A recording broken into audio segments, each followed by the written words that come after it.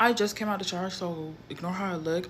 But let's call this series I'm Chronically Online because I remember this specific pop culture event or like stand Twitter event. And this gonna be about why people blame Queen Naija, because whenever people ask like, oh, why do y'all blame Queen Naija for everything, nobody seems to remember. But just now when I was in the shower, I exactly remember what the fuck had happened, and I'm here to tell y'all why we blame Queen Naija for everything. So this was back in like 2020, right? And Megan Thee Stallion, she had dropped her new album Good News around this time back in 2020. With this album, she had like a bunch of features, right? I think she had a song with SZA, The Baby, Popcorn, and some other artists.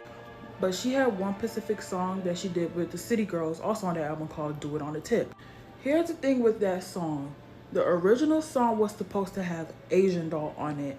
And I guess Asian Doll was either told last minute or never was notified that her verse was took off.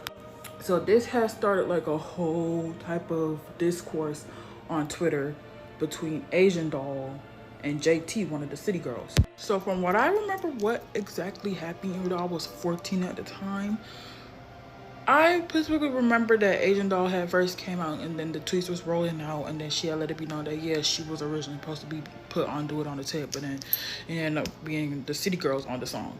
So that's when JT had stepped in, and then they got into like a full-blown argument on the TL.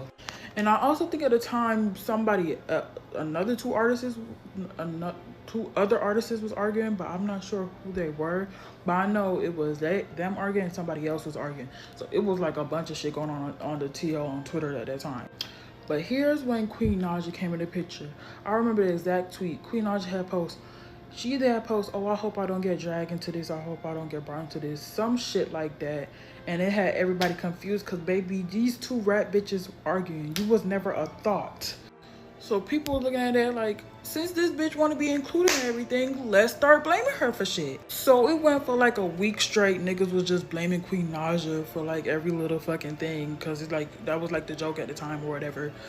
But then, you know, it started to reach people who wasn't really in tune onto like why this even started. So like they just carry along the joke for days, weeks, months, fucking years. And every time when I see people ask, oh, why do y'all blame Queen Naija for everything, and nobody ever told the story straight.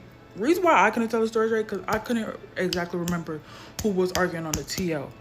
But then just now in the shower, I randomly remembered, yeah, it was City Girl JT and Asian Doll getting on the TL, and that's what she decided to make that tweet, making it seem like niggas was gonna bring her in and got herself involved, and that's why everybody blamed her for everything.